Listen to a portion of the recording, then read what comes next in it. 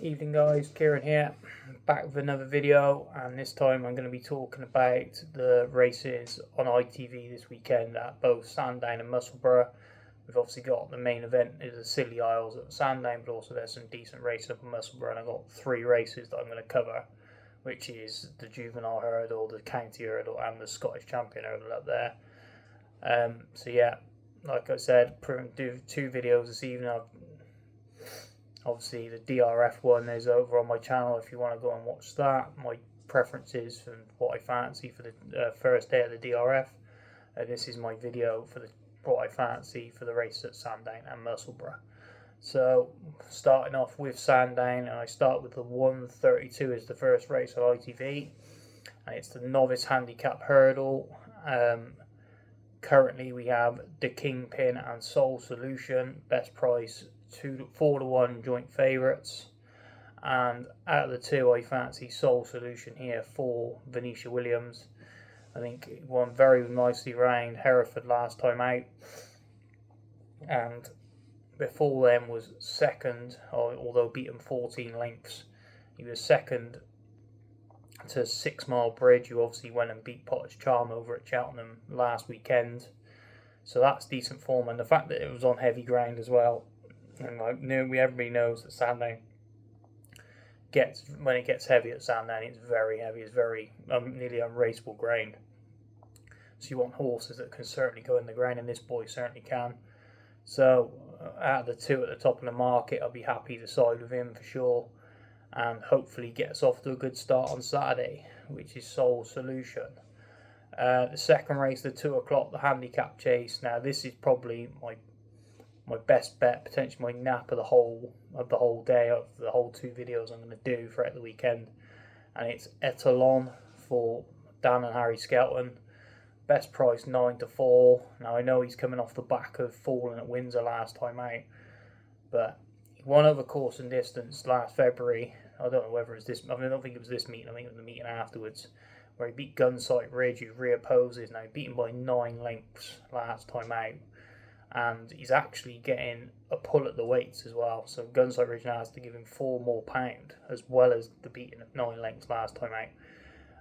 So I think everything is in the favour of Etalon here, and I think the plan is, I thought the plan would have been to come here and then go to the Grand Annual, but I have seen that potentially he could be skipping Cheltenham now and going up to 2.5 miles for Aintree. That could be the plan. So potentially they will be out to win this race on Saturday, and currently 9 to 4 best price. I won't be getting involved just yet. We'll see what price we get Saturday morning and go from there. But he's definitely a strong fancy for me for sure. Like I said, he's got Gunsight Ridge covered, I believe, both on last year's running and at the weights as well. Matador's in here, but I think he's disappointed the last 2 times. First in the Desert Orchid, he was very, very disappointing for sure, and I'm not sure whether he's going to be up to winning this either. And then you've got Solo with Paul Nicholls, who's very inconsistent as well, and he's more a Ascot specialist than he is round here. So Etalon ticks a lot of boxes for me in this race, and I think he could be I think 9 to 4 could be very, very good. If we get anything like that on the day, we might be getting well stuck into him. So that's Etalon for the handicap chase. The 2:35 is the next race. That's the Scilly Isles. That's the big race of the day down at Sandown. Unfortunately, we only have 4 runners, as in Perry Pass looks like he's going to take his chance over an island now on Sunday. So we only have the 4 runners standing their ground. We got Mark of Gold, Caliph de Burley, Handstands, and Django Bay, who's currently a 5 to 6 favourite. Now, I was very impressed by the way Django Bay did it on the chase debut. I backed him that day when he won at Cheltenham.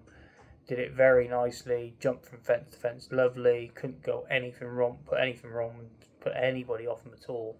Did it very, very nicely. But I'm at 5 to 6 now. He could be a decent animal going forward, and he could be one for the Browns. I have backed him for the Browns, but I'm not going to side with him here. I'm actually going to side with the second favourite. I'm going to side with Handstands here. It was very impressive at Foss last. Obviously, only two finished that race. That race was over 3 miles, and he was very impressive that day. He then obviously previously had won over at the course as well. So he's got the form in the book round Sandown. Like I said earlier on, if you've got form round Sandown, round on heavy ground, and you've certainly got one tick in the box, if not two for sure. And at 11-4, I think he could be a decent price here to beat Django Bay, who he was already beaten over hurdles last season. At Huntington, he beat Django Bay quite nicely, to be fair, over hurdles before he went on to finish down the field in the Turner's Novice. So, handstands, he's 2 from 3. Obviously, could have been 3 from 3 over fences, but fell first time out. And I think he could take all the beating here, and 11-4 is a very nice price to maybe get involved in for sure, but we'll see what price he is on Saturday. The next race is the 307. It's the Heroes Handicap Hurdle over 3 miles, and Henry II is currently favourite at 4-1 best price, and he will be my selection for this race as well.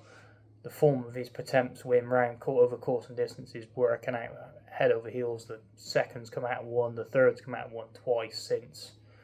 So the form is strong.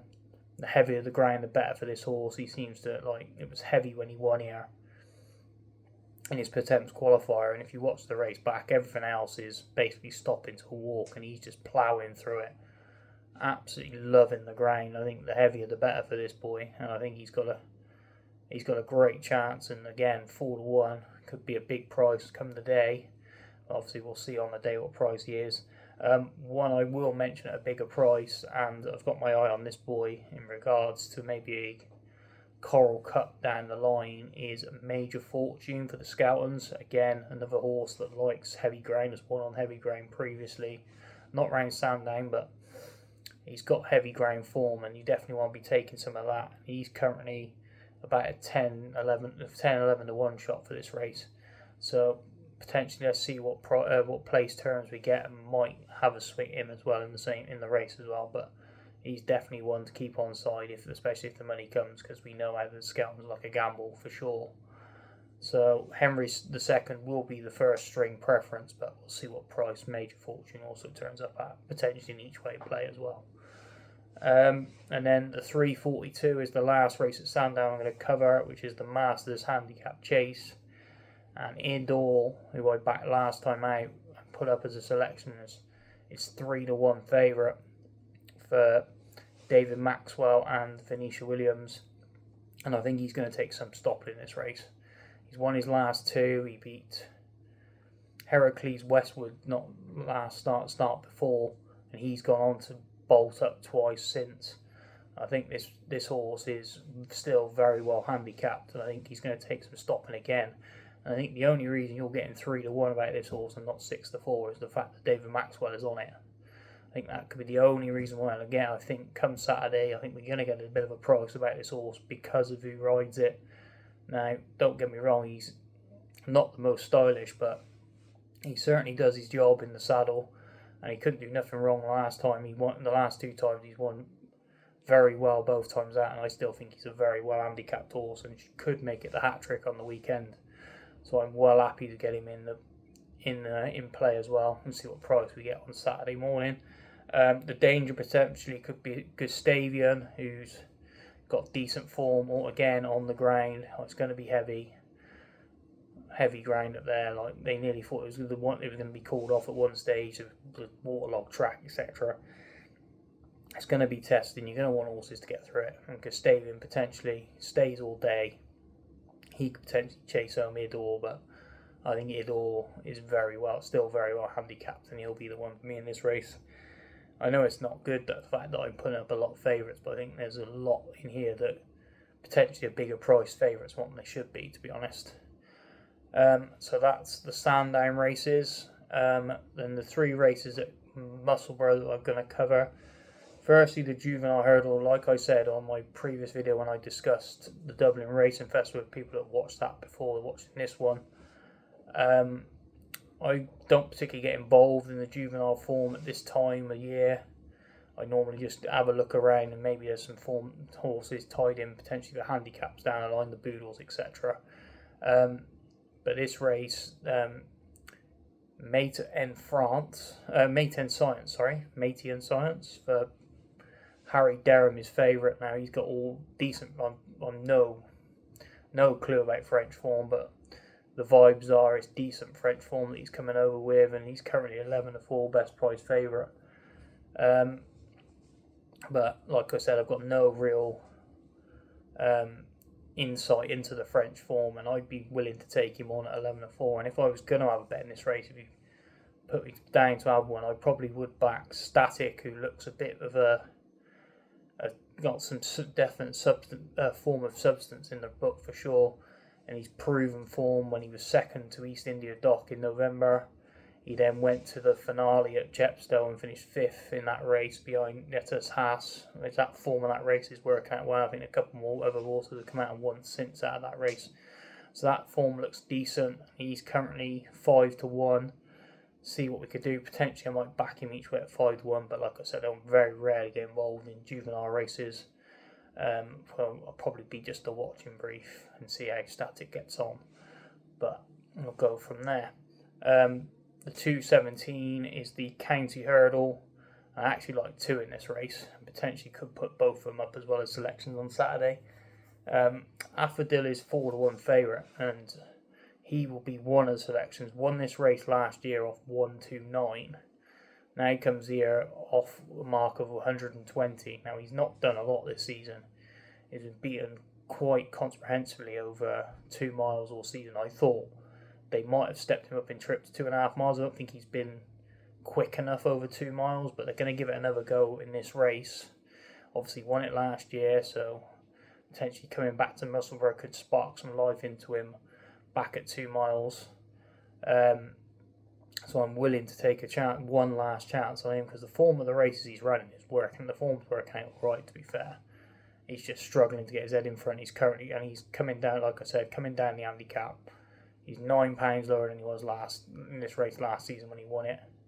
So potentially he could be well handicapped. So I'm willing to take a risk on him, and potentially I'm going to couple him up so you can have 2 swings at this race with Florida Dreams of Nicky Richards's. Now, I won the Aintree Bumper a couple of years ago, and he's been on my radar ever since. He doesn't win that much over hurdles, but he always seems to run well in decent hurdle races.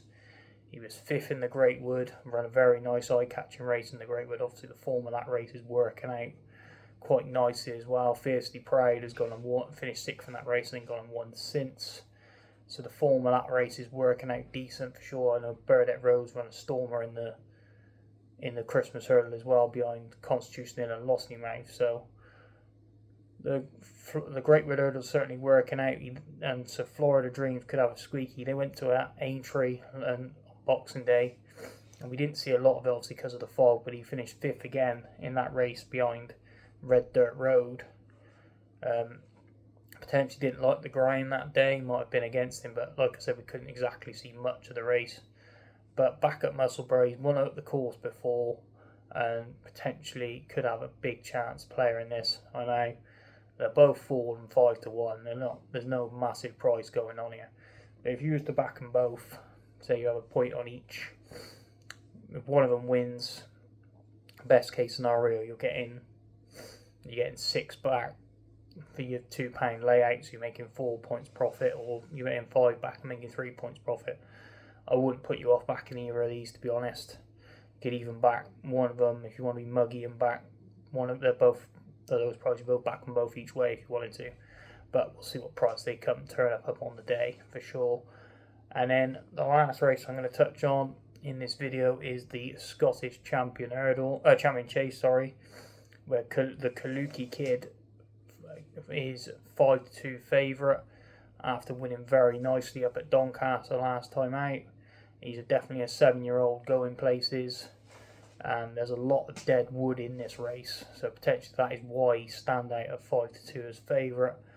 But I'm willing to take him on with the now 9-year-old Collegan Rock, who actually won this race last year for Lucinda Russell.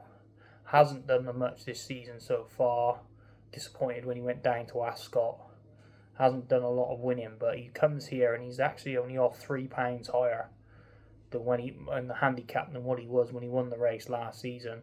And Alan Doyle actually goes on board, replaces Derek Fox, who rode him last year, and he takes 5 off, so potentially he's £2 better off than he was last year. Now again, like Affadil, like I said earlier, if he comes back to some the form that he did last year, running around this track this time of year, potentially he could be thrown in and have a big chance. And I think he's currently around 8-9 to 1 shot. I'd be willing to look at him potentially each way on this race. So yeah, that's those all 8 races for ITV covered. I hope you all enjoyed the video. If you could please like and subscribe to the channel, that would be brilliant. Like I said on the previous video, drop any comments on my Twitter or on the comment section down below of this video. I will try and get back to you. Obviously, any advice, any queries, etc., how potentially ways I can improve videos, get more content out there for you guys. Anything that will help is brilliant. I'm only starting off really. I've only been doing this a couple of months, and I'm just trying to improve my analysis and finding winners, which is all the name of the game. So thanks for listening again, guys, and happy punting.